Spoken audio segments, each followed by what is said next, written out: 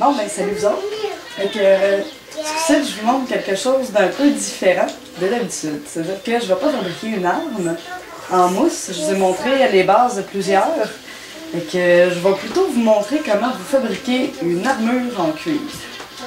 C'est dans ce cas-ci, on parle de quelques centaines de dollars de différence comparativement aux armes en mousse que j'ai montrées plusieurs fois. Ça vaut la peine d'essayer d'en fabriquer une maison. Ce que personnellement je trouve le plus difficile, c'est de trouver du cuir. Je suis sûre qu'il y en a plein d'entre vous qui vont me demander où est-ce que tu achètes ton cuir. Ok, personnellement, je suis une personne vraiment économique, voire un peu cassée. Fait que j'essaie de trouver mon cuir dans les endroits les plus anodins possibles. Pour ceux-là qui ne le savent pas, qui viennent de Québec, des environs, Trois-Rivières, il y a un vendeur de cuir à quelque part à Victoriaville qui semble-t-il être vraiment pas cher. Hein? Puis qui a beaucoup de choix. Moi, je ne l'ai pas encore vu. Quand je vais aller le voir un petit peu, je vous en donnerai les coordonnées par un commentaire sur ma vidéo. Mais sinon, vous pouvez aller voir, il y a SOS Cuir à Québec. À Montréal, malheureusement, j'ai aucune idée de quels sont les vendeurs de cuir. Je sais qu'il y a beaucoup de revendeurs d'armures qui peuvent vendre du cuir. Entre autres, je connais les artisans d'Azur qui vendent plusieurs choses justement pour bricoler maison. Plusieurs artisans comme ça, de grandeur nature, vont être prêts à vous vendre du cuir en retail ou en gros morceaux, peu importe. Puis les instruments qu'il vous faut aussi pour le travailler. C'est quand même assez simple, somme toute. On peut penser que c'est très complexe fabriquer une armure, mais on peut se débrouiller, je vous jure. Premièrement, c'est peut-être bon de vous expliquer qu'il y a principalement sur le marché deux sortes de cuir. Donc, le cuir végétal, oui je sais, j'en ai juste un de retail. Je vous ai dit que moi, j'achète quasiment jamais mon cuir. C'est un ami très gentil qui me l'a donné comme cadeau de fête. Ils m'ont aussi donné d'autres choses, mais... Le cuir minéral, non, le cuir végétal, je vais vous montrer de plus près. Fait que vous avez le cuir végétal. Pourquoi est-ce qu'on dit que c'est du cuir végétal? C'est parce que c'est le traitement qui a été fait au cuir.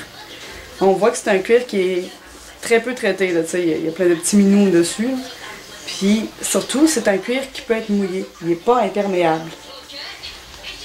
Le traitement minéral est très différent. Le traitement minéral, ça ressemble plus à ça.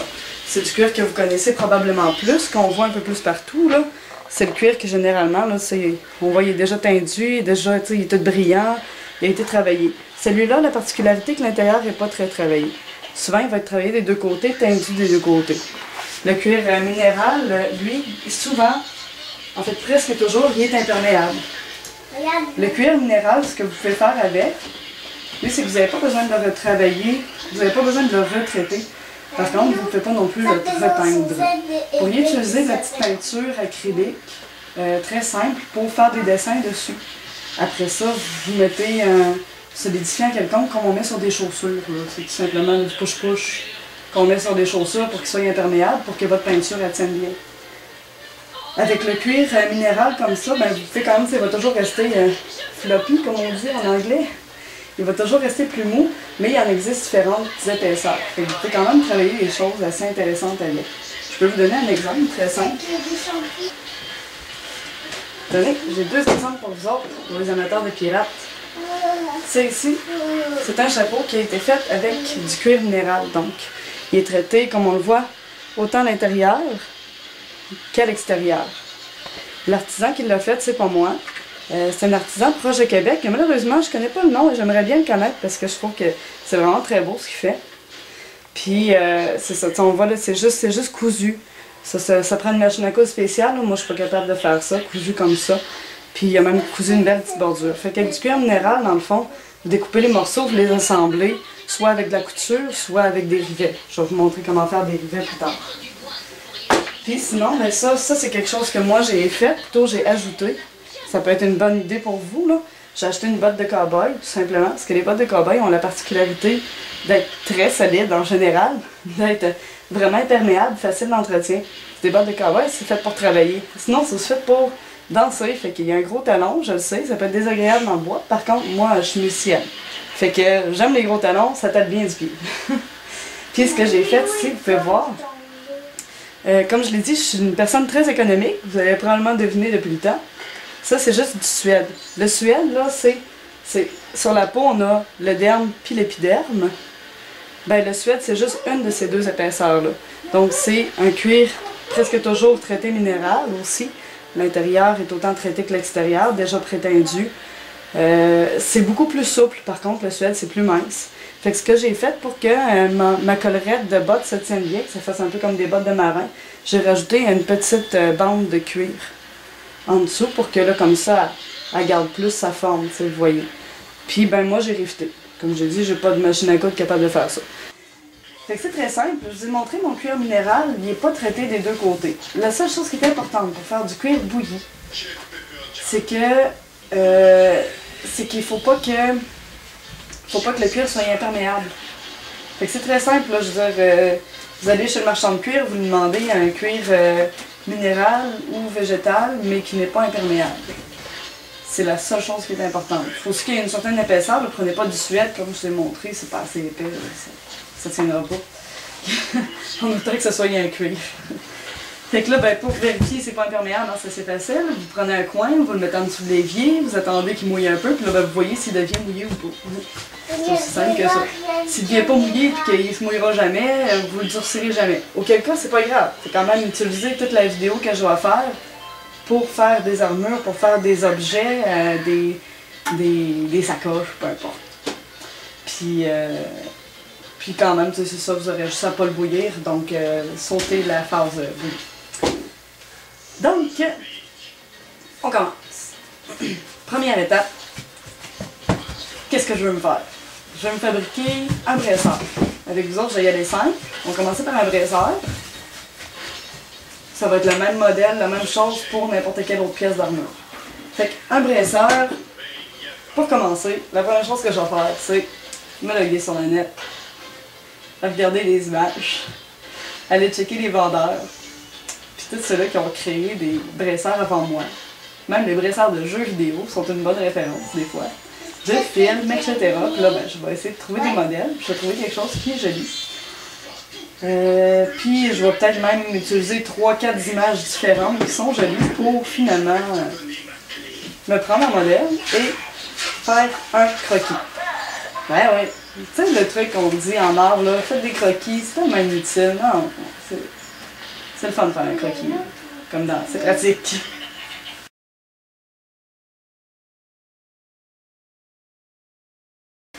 Bon, fait que, voici mon croquis.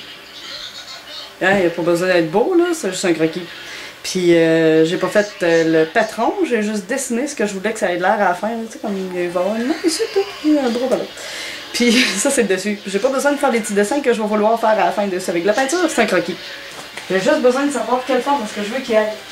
Ça va me sauver de la job tantôt. Fait que là, maintenant que j'ai mon croquis, deuxième étape, prendre les mesures. Vous pouvez aller chercher dans le coffre de votre mère ou de votre blonde, ou dans le vôtre, si vous êtes quelqu'un comme moi, un petit galon là, à couture, puis là vous prenez les mesures, tout ça, puis après ça vous prenez un beau petit carton, comme ça, puis là ben, vous prenez du carton en construction qui vend au $. Aussi, puis là ben, vous dessinez votre plan, votre patron. Si vous êtes pourri comme moi pour prendre des mesures sur une personne, ben, vous pouvez utiliser une de ces deux autres méthodes. Donc là, ça vous donne 3 méthodes en tout. Prendre des mesures, faire des petits dessins comme un couturier, ou ben donc, il y en a sur Internet qui ont utilisé cette technique-là que je trouvais bien comique. Probablement très fonctionnelle, même si c'est pas celle-là que moi j'ai utilisée. Du saran wrap, hein? Voyez où je magasine. Là, après ça, juste pour protéger, comme pour pas se faire arracher les poils du bras, c'est un bon plan. À peu près. Et voilà. Après ça, du tape. Oui, c'est une roulette de tape blanc, mais ça, je sais pas ce que c'est un restant. Ça pourrait être du tape gris.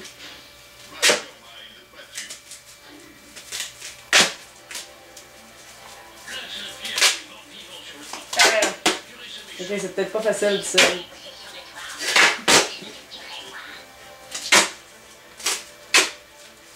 Ok, puis là, ben, on va chercher des ciseaux. Ciseaux. Ne pas vous couper dans le processus, ça serait une bonne idée. Puis, cette technique-là peut pas être utilisée pour n'importe quoi. Genre, si vous voulez faire un casque, ça ne marchera pas. C'est pour ça que moi, j'utilise l'autre méthode. Mais vous voyez, comme ça, vous avez votre mesure et même en bonne partie la forme. Ça vous donne quand même un patron assez suffisant pour après ça pouvoir retravailler un peu. La seule chose qui est importante avec cette technique-là, c'est de vous laisser un bon pouce de jeu de plus quand vous allez le déposer sur votre cuir pour couper. Mais comme je dis, cette technique-là est bonne pour se faire un torse. Que oui, avec de l'aide de quelqu'un, vous pouvez mettre du saran wrap partout sur le torse, taper tout le torse, couper, vous allez avoir exactement la bonne mesure qu'il vous faut. Laissez-vous juste toujours un pouce de plus, surtout si vous avez l'intention de bouillir votre cuir. Parce qu'en bouillant, le cuir peut rapetisser un tout petit peu. Puis, sinon, ben c'est ça, pour le tour de bras, c'est excellent. Par contre, cette technique-là ne peut pas être utilisée pour une épaulette ou un casque. Ou, mettons, difficilement. Ça pourrait fonctionner, là. Libre à vous de faire vos expériences rendues là, je dirais. Fait que, sur ça, moi, je vais vous montrer ma troisième technique pour faire un patron, en fait, pour faire le dessin de base. Bon, je suis assez old style. Moi, je fais du essai-erreur. Fait que... fait que je prends mon beau carton. Je vais le couper. Puis là, ben... je regarde voir comment est-ce que je peux le matcher. Okay. Comme c'est trop long, mettons... la coupe.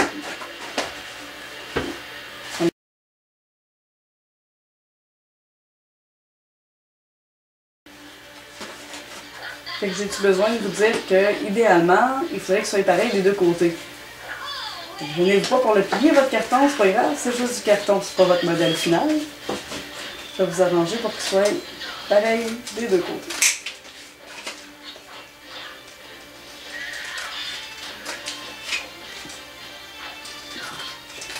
Okay.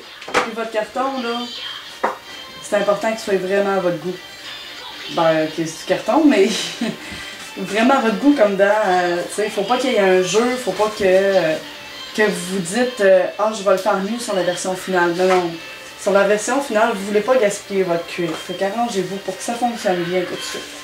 C'est sûr que ça peut être un peu difficile de voir, là, s'il est bien ajusté. Mais, vous voyez, dans mon cas, je l'ai fait un petit peu trop petit en dessous ici. Ce serait pas si grave normalement parce que je vais mettre du lacet et que ce serait pas la fin du monde qu'il soit un peu ouvert en dessous mon bressage. Mais dans mon cas, je veux mettre de la fourrure en dessous. Je vais pouvoir avoir une bordure de fourrure tout le tour. Fait que si je veux avoir une bordure de fourrure tout le tour, il faut qu'il y ait un lousse. Salut mon amour! Je m'excuse, je parle tout seul à une caméra.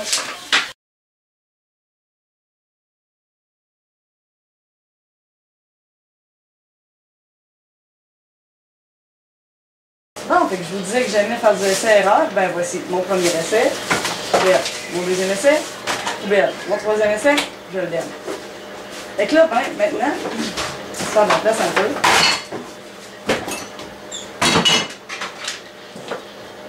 Si vous entendez beaucoup de bouteilles de boisson dans ma poubelle, c'est normal. Fait que là, maintenant, j'ai mon modèle. Ça, c'est mon patron. Puis un bon conseil, gardez-le après. Ah merde, j'ai oublié de quoi n'importe quoi. Ok, c'est pas grave. Tu sais, j'avais fait un modèle, là. C'est du business modèle. Ben moi, je l'ai pas pris compte. Je l'ai pas fait. Mais c'est pas grave. C'est du carton. Je peux rajouter le bout que je voulais faire.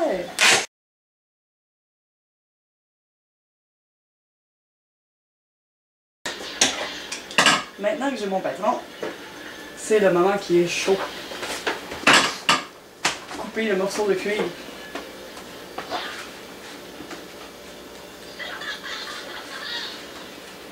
Fait que là, ben, le gros avantage avec le patron, c'est de pouvoir placer votre morceau pour essayer de perdre le moins de cuir possible. C'est quand vous avez plusieurs petites pièces, vous allez voir que dans le cas, mettons, d'un casque ou dans le cas d'une épaulette, vous allez avoir plusieurs pièces. Un bressage, c'est assez simple. On a juste deux fois ça à faire parce que vous avez deux bras. En théorie, vous allez vouloir en avoir deux. Fait que c'est assez simple, j'en ai juste 2 comme ça à faire. Mais quand vous avez beaucoup de petites pièces, prenez le temps de les placer, d'essayer de trouver l'arrangement qui va vous sauver le plus de cuir possible. Fait que là, moi, mon morceau de carton, il est très exactement de la grandeur que je le veux.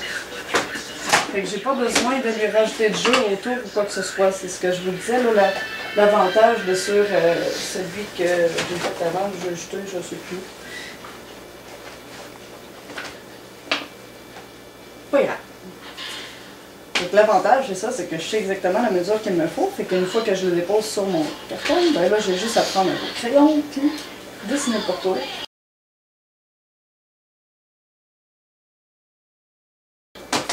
Bon, puis, une fois qu'ils sont tous les 2 dessinés, on reste à couper. Pour ça, pas besoin d'une paire de ciseaux professionnels. Une bonne paire de ciseaux capable de passer au travers de votre cuir, puis une bonne paire de mains. Ça va marcher. Sinon, vous pouvez faire comme mon chum qui utilisait des ciseaux à cuisine. Étonnamment, des fois, ça fait bien la job.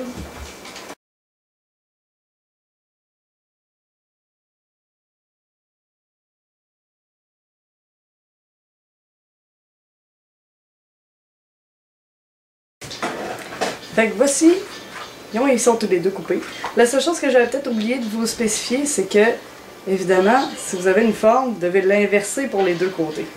Fait que, si je les place, mettons, cuir contre cuir, ils sont censés être exactement pareils. Si vous avez déjà fait de la couture, ben, c'est le même principe. T'sais. Si je les mets tous les 2 dans le même sens, ils sont pas censés être pareils. Parce qu'ils vont aller chacun sur un bras différent. Fait que si je veux que ça matche, ben. Sinon, ben, c'est pas si grave, là, dans le cas de dresseur, mais dans le cas d'épaulette, admettons, ça pourrait être un peu plus tannant. Fait que là, maintenant, si vous auriez du cuir minéral là, que vous ne voulez pas bouillir, sautez les prochaines minutes jusqu'à la pause de vider. OK? Fait qu'on est rendu à bouillir mon cuir.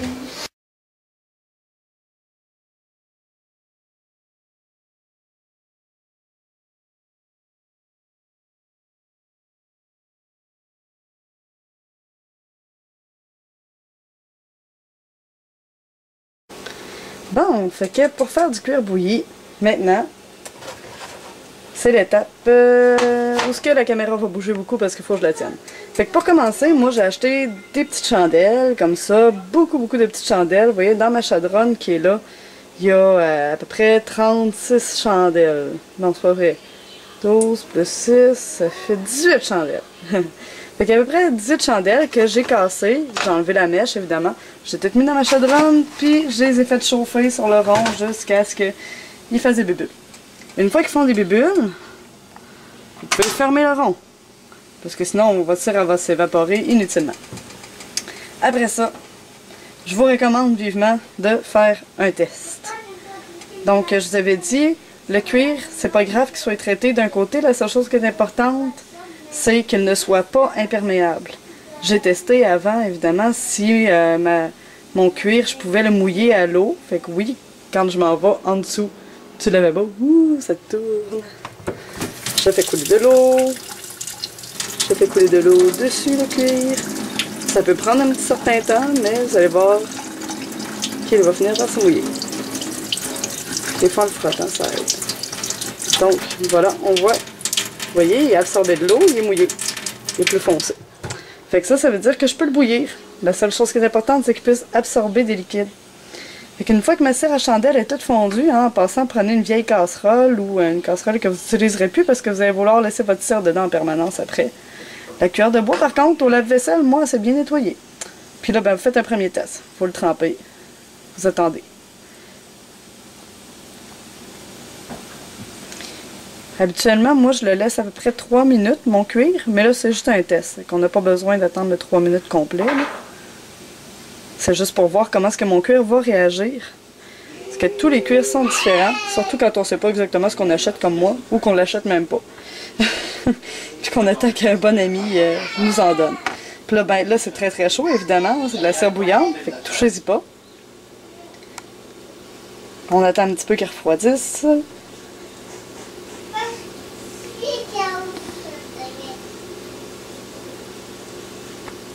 Donc ça se peut que votre cuir il change un peu de coloration aussi quand vous allez le bouillir. Celui-là ne change pas du tout de couleur, il fait juste devenir un petit peu plus brillant, mais il change pas du tout de couleur. Remarquez là, la cire n'est pas sèche encore, ici elle commence à être sèche, on voit que c'est moins brillant. Des fois ça peut le foncir beaucoup. L'intérieur par contre, vous allez voir, il va rester exactement de cette couleur-là. Fait que l'intérieur va foncir, mais c'est normal. En même temps, il va devenir imperméable comme ça. Donc il commence à durcir un peu. Quand il commence à durcir, ben là, c'est là que vous pouvez le former. T'sais. Vous pouvez, mettons si je le tiens comme ça, ben, il devrait sécher avec cette forme-là. Et donc voilà, mon test est terminé. Mon cuir réagit très bien. C'est bien. Et qu'on voit un petit peu là, que c'est un peu plus brillant lorsqu'il y a de la cire, mais ça c'est juste une question de résidu, on peut l'enlever. Puis il a gardé la forme que je lui ai donnée. D'ailleurs, le cuir peut décider de prendre une forme plus qu'une autre. Des fois, ça peut être un peu difficile de le former. Que vous pouvez porter des fois des gros gants bien épais pour pouvoir le tenir avec vos mains pendant qu'il refroidit. Là, mais faites juste attention que ce ne soit pas des gants genre des gants de laine ou quelque chose comme ça. Des gants de laine en dessous de gants à vaisselle, ça peut être une bonne idée. Donc c'est ça, ici on voit là, ici dur, ici mou. Ok, maintenant, je vais être prête à mettre mes morceaux. Ce que je ne vous ai pas montré, moi, je me suis fait des dessus de main aussi avec le même principe que je vous ai montré pour les bresseurs. Donc, pour mettre par-dessus ma main à la fin, ça va vous donner une idée là, pour le rivetage, ça va être mieux. Fait que c'est très simple. Moi, mon four, il y a un timer. Je vais mettre le timer à 3 minutes. Puis, je calisse en beau québécois mes morceaux direct dedans. Avec ma cuillère de bois, je peux faire attention. Peut-être si le fond de ma casserole est encore un peu chaud. Pour pas que les morceaux se fassent trop cuire dans le fond de la casserole. Mais de ce que j'en ai vu en général, ça dérange pas gros. Puis là, ben, vous voyez, ça fait plein de petites bulles. Des mini bulles. Ça, c'est mon cuir qui est en train de se vider de son air et de se remplir de cire. Donc, les bouger un petit peu en permanence, c'est bien. Puis mon rond est toujours fermé d'ailleurs. Faut quand même pas que la cire chauffe trop. Faut juste qu'elle soit toujours aux abords du bouillant. Tant qu'elle fait des bulles, tout va bien.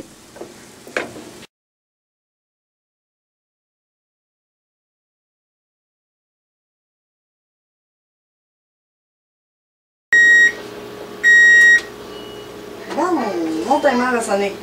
Fait que là, c'est là que vous allez comprendre pourquoi il y a une bouteille de Porto Cabral à côté. Pas juste parce qu'on l'a bu, mais surtout parce que elle va servir à m'aider à former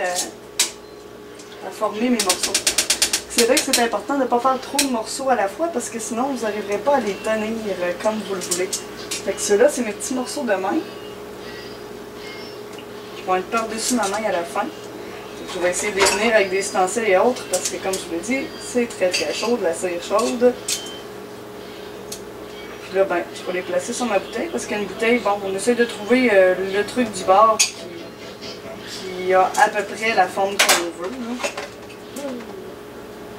Puis vous pouvez essayer de la fixer mieux que moi. Okay, ça décroche. Avant que ça durcisse trop.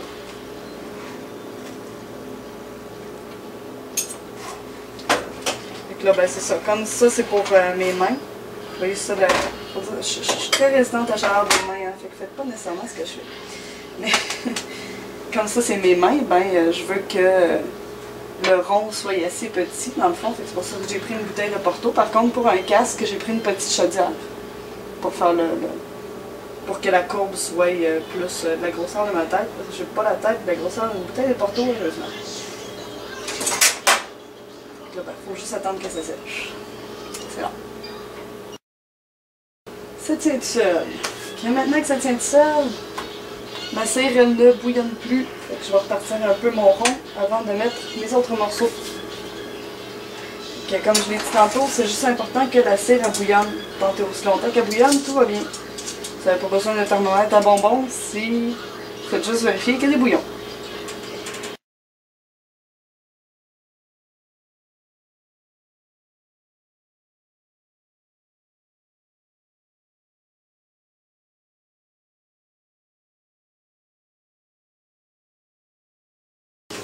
Bon, maintenant, je pourrais vous dire, si votre morceau ne rentre pas tout d'un coup dans le chaudron, c'est pas grave. Vous pouvez en bouillir juste la moitié pendant 3 minutes en le tenant. Après ça, le retourner puis le rebouillir la moitié pendant 3 minutes en le tenant. Puis c'est pas grave s'il y a une petite bordure au centre qui, elle, a bouilli pour 2 fois. Là. Ça paraîtra pas à la fin. Fait que là, ben, pendant que celui-là va bouillir, je vais juste vous montrer les autres que les petits morceaux de main sur ma bouteille de Porto. Fait que là, ben, c'est correct, ils sont encore un peu chauds, mais sont clairement durcis. Je vais les décoller. Ça sonne merveilleux, des fois ils se mettent à coller tout seul dessus. Bon, fait que là voilà, dans le fond mon petit morceau est terminé. La lumière ici n'est pas excellente, je vous la remonterai tantôt. Il y a des résidus de chandelle à l'intérieur, évidemment, c'est pas grave. Mais bon, quand je le mets sur ma main, il y a exactement la forme que je désirais.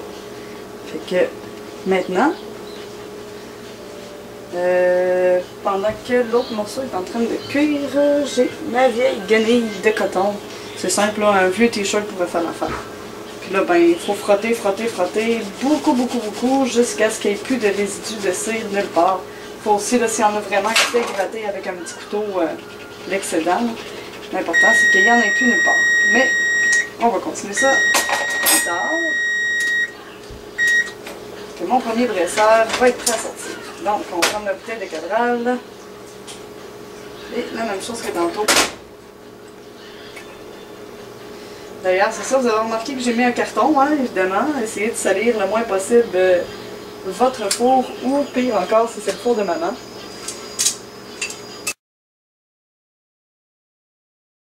Après ça, vous n'avez pas besoin de le tenir après un certain temps. Pendant que je le tiens d'une main, ben, je vais partir l'autre.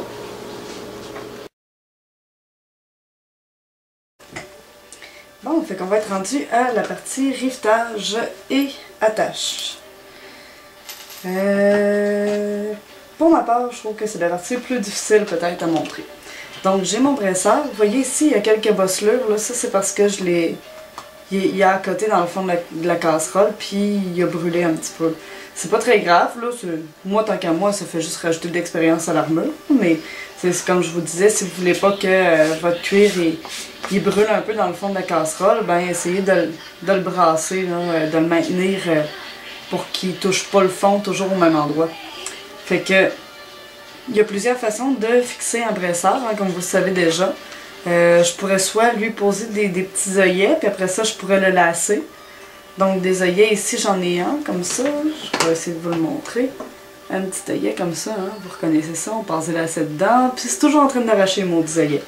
Moi j'aime pas ça, en plus, lasser tout seul, c'est difficile, ça prend quasiment tout le temps quelqu'un pour nous aider à lasser. Fait les œillets, je les remets là. Personnellement, j'aime mieux me fabriquer des petites ceintures. Des petites ceintures, c'est pas si compliqué que ça. Puis si c'est un petit peu plus difficile à fabriquer au départ, ben c'est beaucoup plus solide à long terme. Puis surtout, ça vous permet de pouvoir installer et mettre votre brasseur vous-même sans avoir besoin nécessairement d'aide. Donc des petites ceintures, vous avez ici dans le fond là, une toute petite mini toute cute boucle de ceinture. Regardez ça. Ça se vend aussi chez les vendeurs de cuir, normalement, ou peut-être en trouver aussi chez le cordonnier, ou comme je le disais tantôt, entre autres, les artisans d'Azur en vendent même via Internet. Fait que si vous cherchez sur Google, puis vous allez voir leur site Internet, vous pouvez acheter certaines choses quand même là, à distance. Puis il y a plein d'autres vendeurs aussi de ce genre de choses-là sur le net, ça manque pas. Fait que c'est très simple, vous voyez, c'est ça, moi j'ai fait cuire, j'ai fait bouillir, là il est très dur, puis même il garde sa forme, bon on le voit. Mais je me suis gardé les ratailles, parce qu'il faut toujours garder ses ratailles. Fait que là, ben, je vais fouiller dans mes ratailles pour faire mes ganses. Question d'être économe. Pour faire les ganses de mes petites ceintures. Donc, je vais prendre un rataille quelconque, je vais essayer de me couper une petite bande qui va être un petit peu plus mince que la largeur de ma boucle de ceinture. Si vous voyez ça, je vous le montre avec mieux, ouais. La largeur de ma boucle de ceinture, ça c'est pas très important, là, rendu là, vous devriez comprendre rendu chez vous.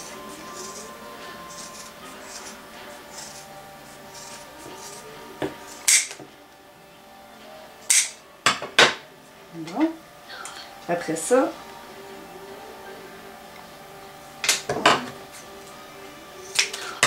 Elle n'aura pas besoin d'être d'une longueur absolue, hein, parce que j'ai ajusté mon brassard pour qu'il soit quand même assez précis sur mon bras. Comme je l'ai dit par contre tantôt, moi je me suis laissé un petit peu de lousse parce qu'en théorie, bon, il va pas fermer complètement, là, il devrait rester un petit jeu, ne serait-ce que la largeur de la boucle de ceinture. C'est l'avantage du lacet, c'est que vous pouvez le fermer complètement. Tandis que la boucle de ceinture, c'est vrai qu'il va rester un petit jeu en dessous. Mais dans mon cas, j'ai dit que je voulais mettre de la fourrure. On va juste prendre le bout de cuir, le rentrer dedans, la boucle, le replier, faire un trou de grosseur désirée.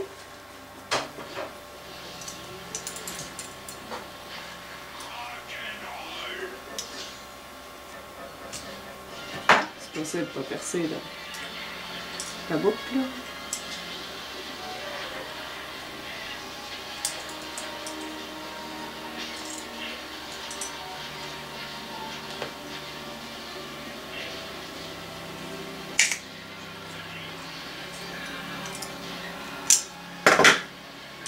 Et ensuite, donc vous avez les œillets, même chose que pour les autres outils à cuire, ça s'achète au même endroit, ça c'est même un truc qui s'achète très facilement sur internet.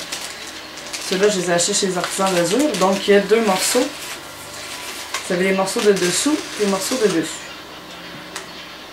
Les morceaux de dessous, comme ça, et les morceaux de dessus, comme ça.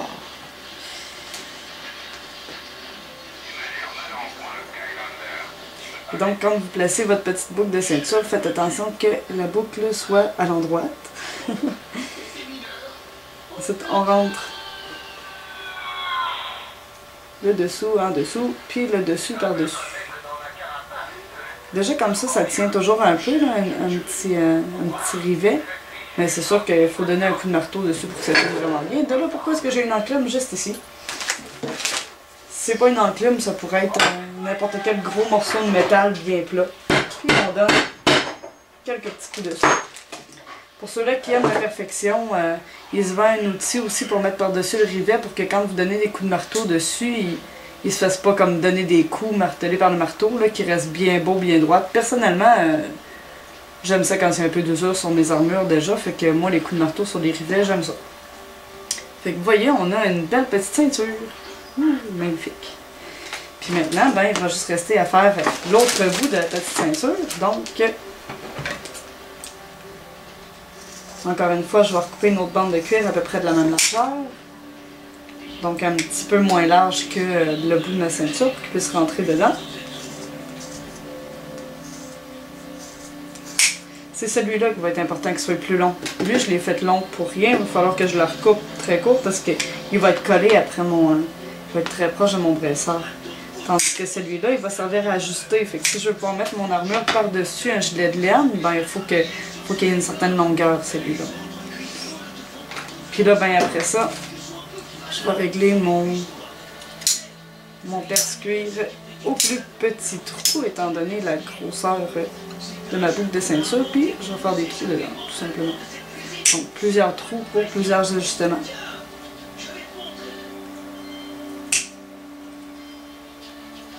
Si possible à une distance à peu près égale les uns et les autres, hein, ça fait toujours bien.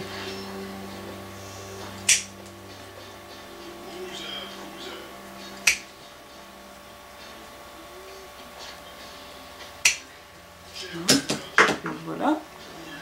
Puis je me laisse un petit jeu à la fin parce qu'il va falloir que je le rifte sur mon brassard ultimement. Et on fait le test. Une mini ceinture. Oh, c'est pas cute. Ça, c'est un bout qui serait pas obligatoire. Et moi, je fais mes vraies armures pendant que je fais mes vidéos, fait que je vais vous le montrer. Puis sinon, vous aurez juste à sauter cette étape-là si elle ne vous intéresse pas. Je me suis coupé des petites bandes de fourrure. Hein. C'est un vieux manteau de fourrure tout défait que j'ai juste récupéré. Puis, ben, c'est simple. Je vais juste placer ma fourrure. Essayer de garder les plus beaux côtés du bon côté. Prendre l'autre.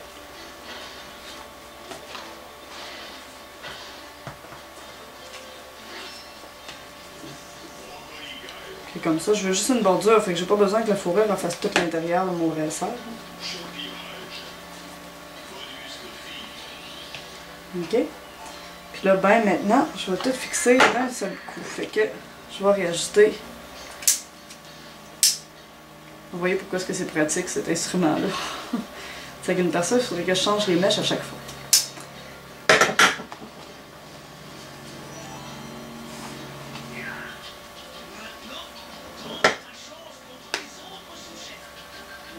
Là, ben, je me dis, ça va me prendre une attache complètement au coin, hein, logiquement.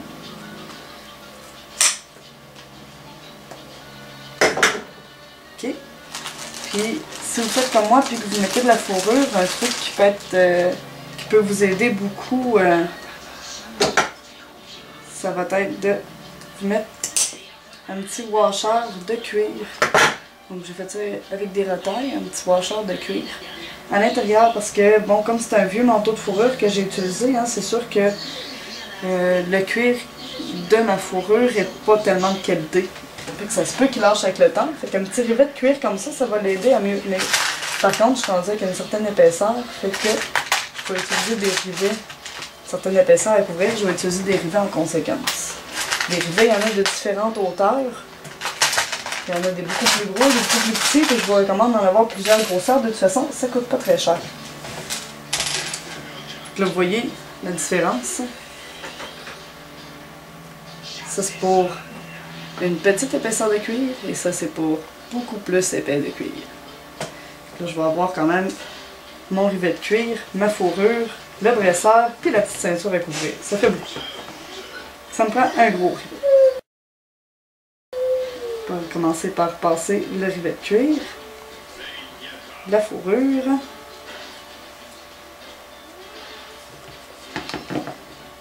le dresseur et enfin la petite ceinture de cuir.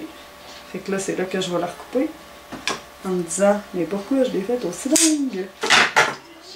Je vais refaire un petit trou. Et je vais passer ma ceinture dedans le rivet. Et enfin, je peux mettre le câble du rivet sur le tout.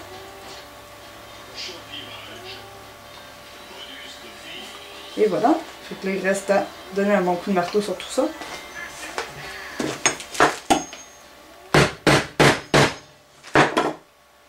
Et ma petite ceinture est fixée.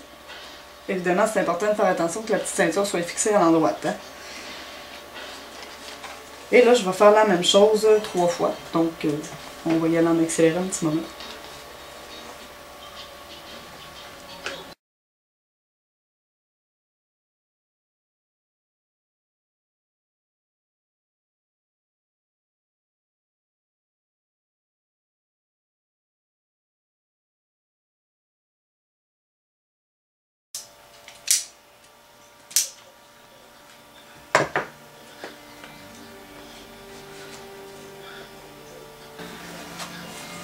Donc, j'ai posé mes trois petites boucles de ceinture, puis j'ai placé vis-à-vis, évidemment, mes 3 autres attaches.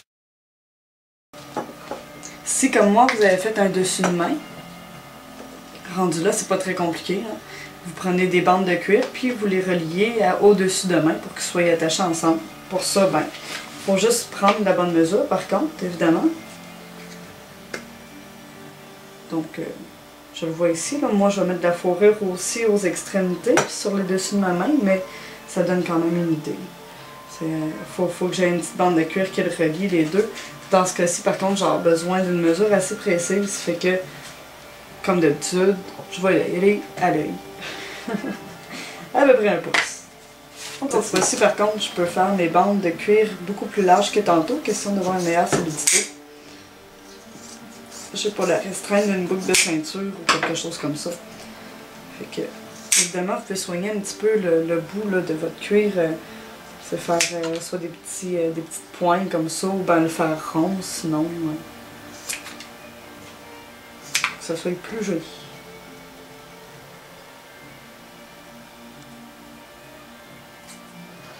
Puis évidemment, c'est important que vos 2 bandes de cuir soient égales.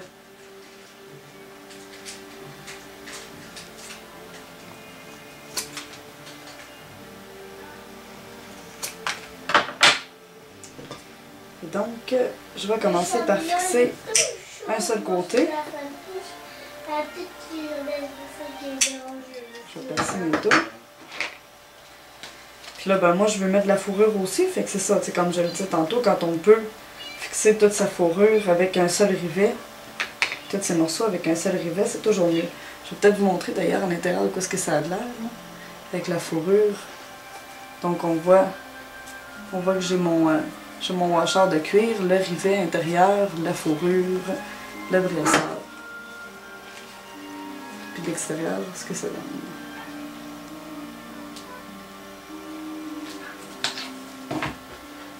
Et donc, regardez selon comment est-ce que vous voulez qu'il tombe aussi.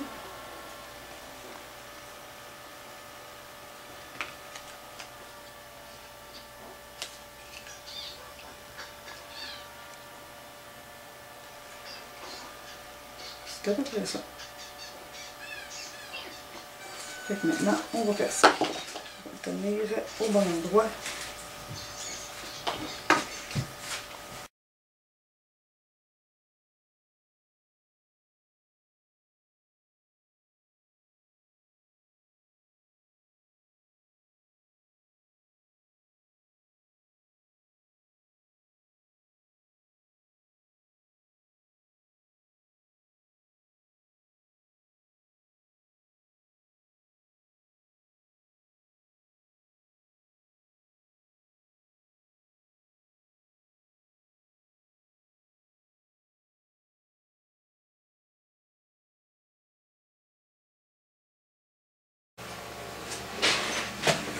Bon ben voilà, voici le résultat final.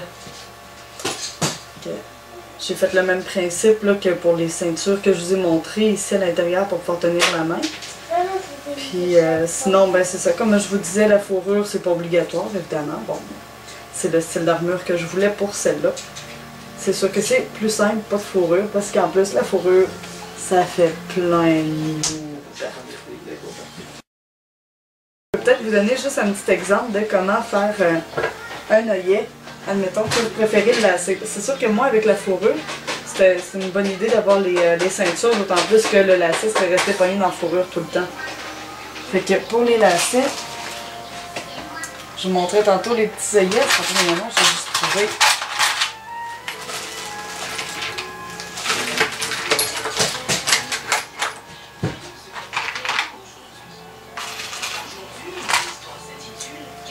Fait que vous avez ces outils-là. D'habitude, quand vous achetez des petits œillets comme ça, il va vous venir un outil comme ça avec. OK? Fait que c'est très simple. Vous allez prendre, je vais vous le montrer sur un retail. Là. Vous allez prendre votre cuir. Pareil comme pour les rivets, vous allez faire un trou dans votre cuir. Juste faire un trou bien, maintenant. Un petit trou dans votre cuir. Ouais, ajustez le trou selon la grosseur de l'œillet, excusez. Comme j'ai pris un gros œillet, ça va être un gros trou dans le cuir. Ok. Videz le trou, videz les trous. Puis après ça, ben, vous rentrez votre petit œillet, là, s'il y a une partie qui est plus petite, qui doit rentrer dans le trou. Donc mon trou est encore trop petit. Là, mon petit trou n'est pas grave de faire de plus grands trous, fait que c'est pas grave, on va faire la méthode de fleurs. Bon, on devrait être correct. Oh, parfaitement. Donc voici à quoi est-ce que ça ressemble. Ok? Là, après, on le place bien comme il faut. Comme je dis, l'important, si vous voulez que votre œillet soit durable, c'est vraiment qu'il faut qu'il soit serré. Fait qu'allez-y comme j'ai fait. Là. Petit à petit, agrandissez votre trou. Parce que si votre trou est trop lousse, c'est là que votre rivet va lâcher. Fait qu'après ça, on s'installe sur l'enclume. Je reprends le petit outil que j'avais qui est fait en forme de chapeau mexicain. Okay, le chapeau mexicain, on le fout à l'envers, dessus. Là, si vous avez remarqué, dans le fond, la base de votre œillet, comme ça, il est fait, il y a comme des petites fentes. Fait qu'il va ouvrir comme une fleur. Faut essayer de garder le chapeau mexicain le plus droit possible pour que les petites pattes ouvrent le plus droit possible. Fait que vous voyez, ça donne à peu près ça. Je ne l'ai pas tenu tout à fait assez droite parce que ici c'est un peu plus mince, puis là c'est un peu plus large. C'est ça qui est difficile avec les œillets, je trouve, c'est vraiment un peu ardu de bien les placer, mais somme toute celui-là serait assez solide. Donc là, ben, évidemment de l'autre côté, hein, moi je l'ai trop frappé comme d'habitude. Je vous l'ai dit que j'aimais le métal qui était tout croche. Mais ça donnerait quand même ça. Fait que là, on pourrait passer un lacet dedans, puis en faire plusieurs comme ça. Ça va donner le même principe là, pour un bresseur tout à fait fonctionnel. Si vous voulez utiliser juste du cuir, puis vraiment le fermer serré, ben c'est une bonne méthode. Et les œillets. Fait que sur ce, je pense qu'on a pas mal fait le tour. Il va me rester à vous souhaiter un bon bricolage.